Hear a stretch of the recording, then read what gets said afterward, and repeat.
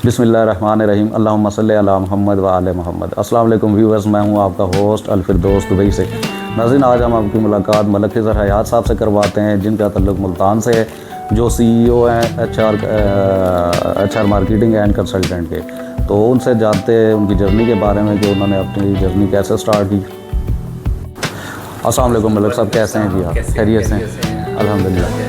मलिक साहब, आप CEO हैं HR मार्केटिंग एंड कंसल्टेंट के, तो आप अपनी जर्नी के बारे में बताएं कि आपने अपनी जर्नी कैसे स्टार्ट की और दुबई में आप प्रॉपर्टी का बिज़नेस लेके आए, कुछ उस पर बात करेंगे आपसे। तो ये हमारे व्यूअर्स को आप इस बारे में थोड़ा सा, सबसे पहले आप अपनी जर्नी के बारे में बताएं कि आपने कहाँ से स्टार्ट किया।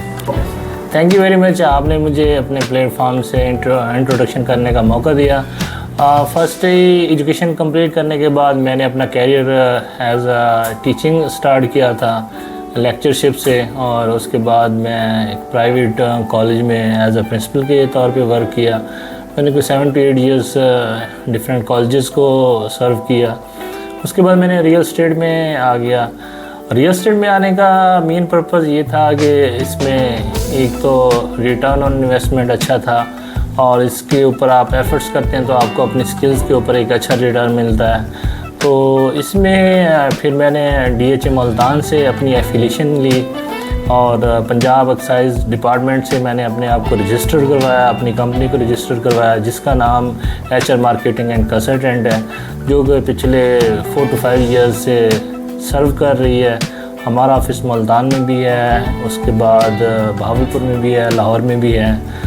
तो हम बेसिकली जो मेजर डील कर रहे हैं वो DHA को कर रहे हैं, अदर सोसाइटीज़ को भी देख रहे हैं। मुख्तलिफ हमारे पास इन्वेस्टमेंट प्रपोजल्स होते हैं, जिसमें हम शॉर्ट टर्म इन्वेस्टमेंट का प्लान देते हैं, मीडियम टर्म इन्वेस्टमेंट का प्लान देते हैं, लॉन्ग टर्म इन्वेस्टमेंट का प्लान देते हैं। तो ये सारे फैक्टर्स को, जो फाइनेंशियल फैक्टर्स होते हैं उनको देख के, इकोनॉमी फैक्टर्स को, तो ये हम सजेस्ट करते हैं अपने इन्वेस्टर्स को, अपने क्लाइंट्स को। अब चूँकि इस टाइम मैं प्लान कर चुका हूँ कि दुबई में अपना रियल एस्टेट को बूस्ट अप करने का, बिल्डअप करने का, मेजर रीज़न ये है कि पाकिस्तान में इस टाइम ओवरऑल बिज़नेस क्राइसिस में है, स्पेशल रियल एस्टेट बहुत ज़्यादा क्राइसिस में है। तो मार्केट जो दुबई की है बहुत अच्छी है। एक तो यहाँ पे इकोनॉमी स्टेबल है और यहाँ पे रिटर्न ऑन इन्वेस्टमेंट अच्छा है, और यहाँ की जो पॉलिसीज़ हैं रियल एस्टेट के हवाले से वो बहुत अच्छी हैं। इसमें आपके पास ऑफ प्लान भी हैं, उसके ऊपर ऑफ प्लान के ऊपर आपको प्रीमियम भी मिलता है। इसी तरह आपको रेजिडेंशियल प्लान है, कमर्शियल प्लान है। तो डिफरेंट टाइप्स के यहाँ पे अच्छे इन्वेस्टमेंट प्रपोजल्स हैं। यहाँ पे गोल्डन वीज़ा की भी ऑप्शन है कि आप एक मतलब प्रॉपर्टी यहाँ परचेज़ करते हैं तो 10 ईयर्स के लिए आपको एक गोल्डन वीज़ा मिलता है, आपको और आपकी फैमिली को। ये अपॉर्चुनिटीज़ यहाँ पे हैं।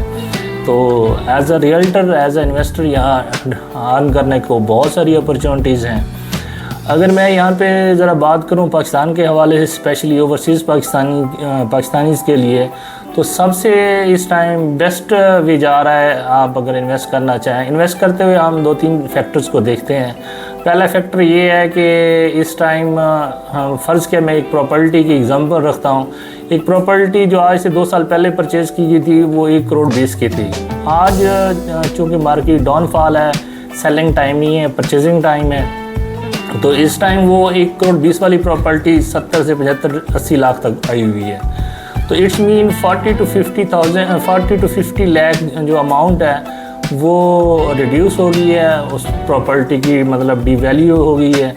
जब प्रॉपर्टी का रेट इंक्रीज़ होगा, 1-2 साल में बूस्टअप होगा, इस टाइम जो ये इन्वेस्टमेंट बनती है वो लॉन्ग टर्म और मीडियम टर्म बनती है, शॉर्ट टर्म नहीं बनती। एक तो आपको ये 40-50 लाख का ये बूस्टअप मिलेगा। दूसरा, ओवरसीज स्पेशली इस हिसाब से भी थिंक आउट कर सकते हैं। जब 1 करोड़ 20 की प्रॉपर्टी ली गई थी तो उस टाइम डॉलर 160 to 170 को रोटेट कर रहा था। इस टाइम डॉलर जो है 290 to 300 को रोटेट कर रहा है। इट्स मीन 150 प्लस माइनस में पर डॉलर जो है ना, उसको ये भी एक इन्हांसमेंट होगी अगर वो प्रॉपर्टी वहाँ पे परचेज़ करता है। तो एक तो वो मार्केट का जो प्लॉट की वैल्यू डाउन हुई है उस वजह से 40-50 लाख का बेनिफिट है, प्लस ये करेंसी चेंज का जो रेट का बेनिफिट है 150 का उसका रुपीज़ का ये बेनिफिट है। तो इस टाइम ओवरसीज़ के लिए बेस्ट है कि वो इसमें रियल एस्टेट में इन्वेस्ट कर सकते हैं और जो मीडियम टर्म या शॉर्ट टर्म इन्वेस्टमेंट का प्लान रखते हैं। अच्छा मलिक साहब, ये बताएं कि पाकिस्तान में जैसे आजकल आपको मालूम है कि हालात बिज़नेस के बहुत ज़्यादा डाउनफॉल चल रहा है, तो जो लोग इन्वेस्टर हैं जिनके पास पैसा है या जो लोग पाकिस्तान में कारोबार अब नहीं करना चाहते, उनको आप क्या सजेस्ट करते हैं कि वो क्या करें? अच्छा सर, ऐसा है जो इन्वेस्टर इन्वेस्टमेंट रखते हैं वो 2 से 3 टाइप्स के होते हैं। एक इन्वेस्टर ये है उसके पास इन्वेस्टमेंट भी है, उसके पास स्किल्स भी हैं, ठीक है। एक इन्वेस्टर है कि उसके पास इन्वेस्टमेंट है, उसके पास स्किल्स नहीं है, वो जजमेंट नहीं रखता कि मैं इसको कहाँ इन्वेस्ट करूँ। ज़्यादातर वो परेशान होते हैं कि हम ये इन्वेस्टमेंट है इसको कैसे इन्वेस्ट करें और ये इन्वेस्टमेंट हमारी रिस्क फ्री भी हो और हमें रिटर्न भी दे। ये चीज़ें बड़ी मैटर करती हैं। पहली बात ये है कि जो स्किल्स रखते हैं और जो इन्वेस्टमेंट रखते हैं वो एक्सप्लोर करें कि पाकिस्तान में ट्रेंड किसका जा रहा है, कौन कौन सी चीज़ें ट्रेंड में जा रही हैं। और फिर वहीं पे सवाल होता है कि ये मीडियम टर्म इन्वेस्टमेंट करना चाह रहे हैं, शॉर्ट टर्म करना चाह रहे हैं। अब क्योंकि बिजनेसमैन मीडियम और शॉर्ट में जाता है, लॉन्ग टर्म में उनके पास जो सेविंग होती है किसी भी शख्स के पास, तो वो सेविंग उसमें इन्वेस्ट करता है, अदरवाइज़ लॉन्ग टर्म बिज़नेस में एक चीज़ नहीं जाती। अब उसमें मीडियम टर्म शॉर्ट टर्म में आप ट्रेंड देखें किस चीज़ का जा रहा है, उसी हिसाब से उसको इन्वेस्ट करें। दूसरा पर्सन है जिसके पास इन्वेस्टमेंट है लेकिन उसको नो हो नहीं है, स्किल्स नहीं है और वो चाहता है कि मुझे इसके ऊपर रिटर्न मिलना चाहिए। उसमें ये है कि वो पाकिस्तान में रियल एस्टेट में भी इन्वेस्ट कर सकता है। कोई ट्रस्टेबल जो उसके साथ कोई फ्रेंड्स हैं, ठीक है, उनके साथ भी इन्वेस्ट कर सकता है और उसमें भी देखा जाता है कि कौन सा बिज़नेस ट्रेंड कर रहा है। उस बिज़नेस की पहले थोड़ी सी आप स्टडी कर लेंगे, क्या ये बिज़नेस ट्रेंड कर रहा है, इसमें मुझे इन्वेस्ट करना चाहिए नहीं करना चाहिए। इसके साथ साथ अदर कंट्रीज़ में जैसे गल्फ़ की बात करूँ, दुबई में इन्वेस्टमेंट अपॉर्चुनिटीज़ हैं, बहुत सारे पाकिस्तानी मूव कर रहे हैं दुबई में, अदर कंट्रीज़ में। और स्पेशली मैं इसकी बात करूँ साउथ पंजाब की बात करूँ तो उसमें मेजॉरिटी लोग गल्फ़ को लाइक करते हैं या गल्फ़ की तरफ मूव करते हैं। तो इसमें यहाँ पे भी अपॉर्चुनिटीज़ हैं, यहाँ पे आप डिफरेंट टाइप के बिज़नेस स्टार्ट कर सकते हैं, आप रियल एस्टेट में आ सकते हैं, आप कोई कंपनी बिल्डअप कर सकते हैं, आप उसमें अपना डिफरेंट टाइप के बिज़नेस में आप इन्वेस्ट कर सकते हैं। फिर यहाँ पे फिर वही चीज़ें दो आती हैं कि स्किल्स हैं आप या जस्ट आप सिर्फ अनस्किल्ड हैं और इन्वेस्टमेंट रखते हैं। तो ये चीज़ें हैं, ये देख के जो है ना फिर डिसाइड किया जाता है कि किस बंदे को क्या करना चाहिए। Thank you. अच्छा मलिक साहब, आपने वो बात की कि जो लोग वहाँ पे पाकिस्तान में इन्वेस्ट करें कोई सिक्योर बंदा देगा। हालांकि पाकिस्तान में हालात ये हैं कि आपको पता है अगर वो लोग अपनी सारी ज़िंदगी का सरमाया किसी प्रॉपर्टी में इन्वेस्ट करते हैं या किसी और बिज़नेस में, तो कुछ टाइम के बाद पता चलता है कि आपकी इन्वेस्ट भी गायब होगी और बंदा भी नहीं मिला।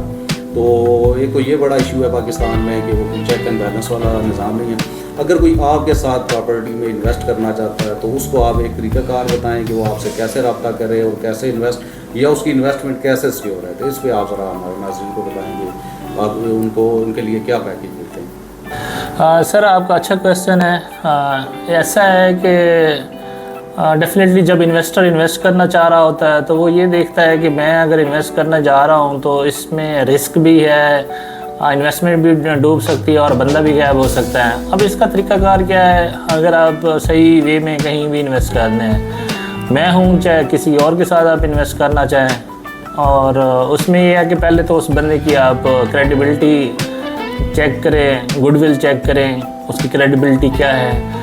उसके बाद दूसरा ये देखें कि उसके साथ डॉक्यूमेंटेशन आप अपनी कंप्लीट करें ताकि जो है ना आप डॉक्यूमेंटेशन वाइज सेव हों। डॉक्यूमेंटेशन में के साथ फिर उसके साथ आप ये डिसाइड करें कि आप जो इन्वेस्ट कर रहे हैं आपको क्या रिटर्न मिलेगा। बेसिकली इसमें जो कंसेप्ट यूज़ किया जाता है, अगर देखिए फ़िक्स आप करते हैं तो दोनों के लिए जो है ना वो इंटरेस्ट बन जाता है और ये सूद है, सूद हराम है, तो फ़िक्स नहीं करना चाहिए। इसमें फिर 2-3 ऑप्शंस आते हैं। एक बंदा कहता है कि जी आप खुद इन्वेस्ट करें, मैं आपको 5 मिलियन देता हूं और कहाँ करना है कैसे करना है मुझे इससे कंसर्न नहीं, मुझे एक वेरिएबल प्रॉफिट बता दें आप कितना देंगे। तो वेरिएबल प्रॉफिट कैलकुलेट करने के डिफरेंट मेथड हैं। जो अगर कोई इंटरेस्ट डेवलप करेगा तो वो फिर हम उसको शेयर करते हैं कि आपको किस तरह हम वेरिएबल प्रॉफिट देंगे। एक तो मेथड ये होता है। दूसरा ये होता है कि आप इन्वेस्टर को कहते हैं कि ठीक है जी, हम वारे की चीज़ उठाएंगे और टोकन बयाना हर चीज़ आपकी भी होगी। मैं स्पेशली इस पे पाकिस्तान की बात करूँगा। तो अगर वो प्रोडक्ट या प्लॉट जो है ना वो सेल हो जाता है तो उस पर जो रिटर्न आएगा, प्रॉफिट आएगा, वो 50-50 होगा और लॉस आएगा 50-50 होगा। तो इसमें आप पेमेंट खुद दे रहे होते हैं, सारी चीज़ें खुद कर रहे होते हैं। ये एक जो है ना सेव है और उसमें आपकी डॉक्यूमेंटेशन भी कंप्लीट होती है। वो भी नफ़ा नुकसान है तो वो हलाल भी है। एक तो आप इस तरह कर लेते हैं। और उसके बाद अब हमारे साथ कोई काम करना चाहे या किसी के साथ कोई काम करना चाहे तो डॉक्यूमेंटेशन क्या होनी चाहिए। एक तो आपने क्लियर कह दिया कि मैं जी नफ़ा नुकसान में हूँ और मैं टोकन भी खुद करवाऊँगा और ये मैं सारी चीज़ें भी खुद करूँगा। डॉक्यूमेंटेशन भी कंप्लीट, प्लॉट्स के डॉक्यूमेंट्स चेक करें, किसी से वेरीफाई करवाएं, पोर्टल हैं वहाँ से वेरीफाई हो जाते हैं। एक जो पहला मेथड है कि जी मैं आपको 5 मिलियन इन्वेस्टमेंट देता हूँ, आप इसको डिफरेंट एंगल में आप खुद इन्वेस्ट करें। उसमें आप जितनी अमाउंट दे रहे हैं उतने का उससे चेक लें, चाहे वो मैं हूँ या कोई भी आपका स्किल्स कंसल्टेंट है, और उसके साथ उससे स्ट्रांग करें।